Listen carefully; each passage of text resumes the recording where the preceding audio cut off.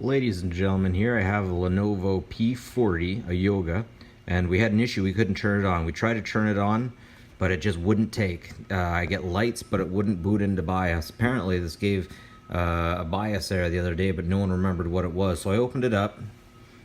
I'll just show you real quick over here. All of those screws.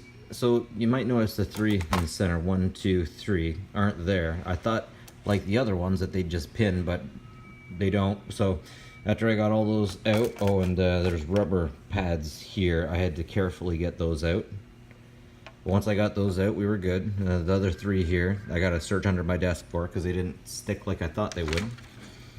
So to get this sucker to work, what I did is I pulled the battery and then pulled this battery, and then we were good to go.